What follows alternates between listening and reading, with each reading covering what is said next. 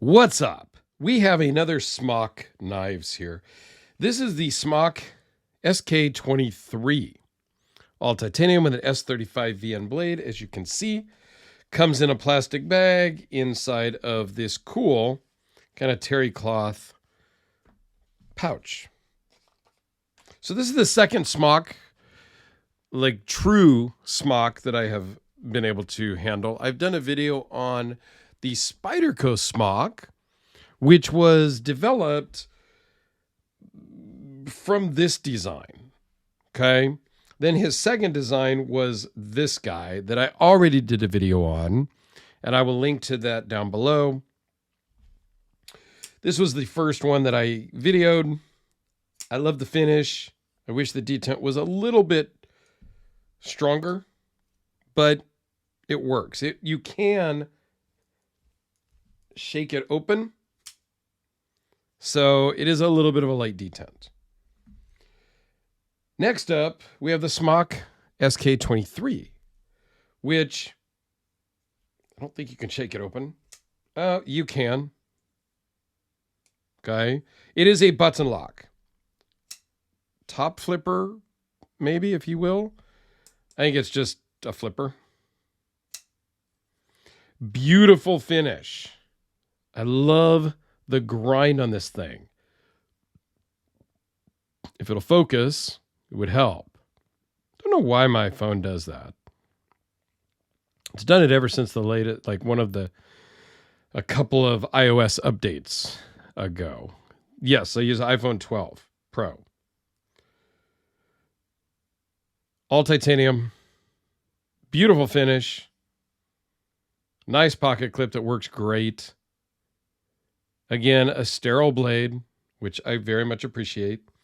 And it's a button lock. But it's a little bit, I don't know if it's different, but there's a couple of different ways to do a button lock.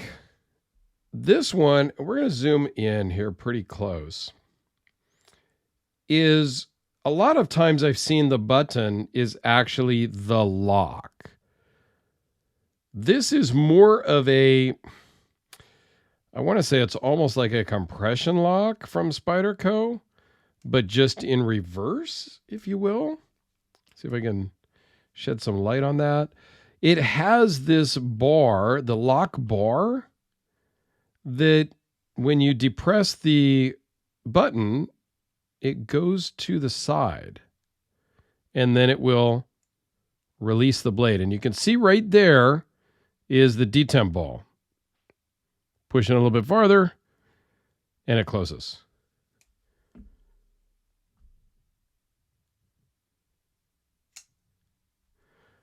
I think that's an ingenious way to do it.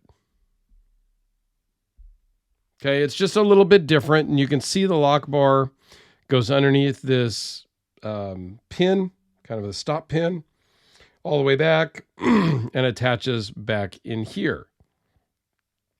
Right there with some hidden hardware, comes through this side. I think it's a cool way to do it. It makes this knife, as all button locks really are, if you're a fidgety guy, this thing is the deal. With all button locks, you can just depress the button, flick it open like that. It's pretty cool knife. You can choke up on it nicely. A nice Wharncliffe blade. I really appreciate the fact that the spine is kind of rounded and smooth. There's a little bit of an edge here, but just a beautiful knife that's a little too fidgety for me. What can I say?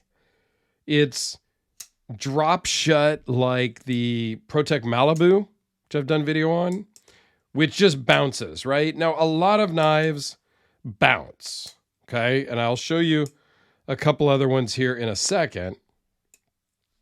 And you can get the timing down, and you'll release the button lock at the right time, and it won't bounce. And, but to me, it's just, I don't know, it's too fidgety.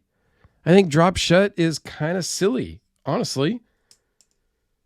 Here's kind of my epitome of Nice action. Doesn't drop shut and guillotine you and chop your finger off, but it's nice and controlled. Okay. This here from TJ Fisher.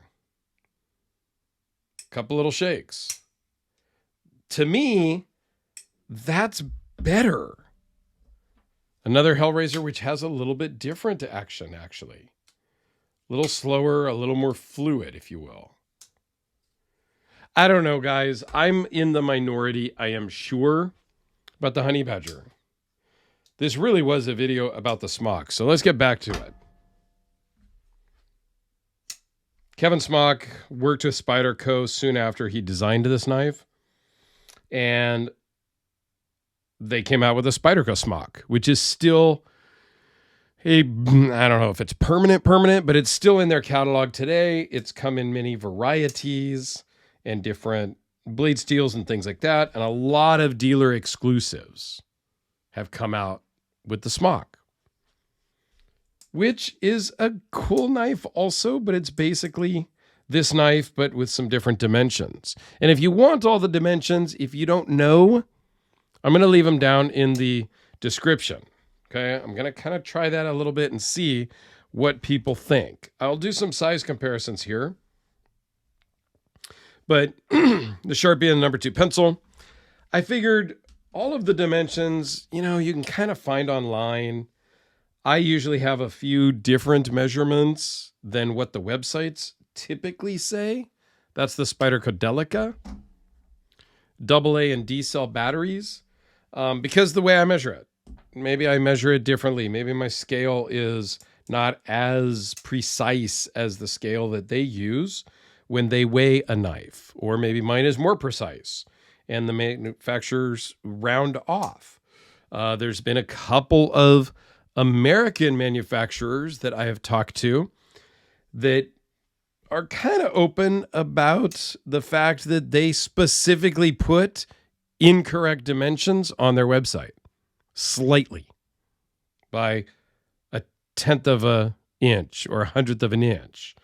They may say it's 0.190 blade thickness when it's really 0.187. Things like that.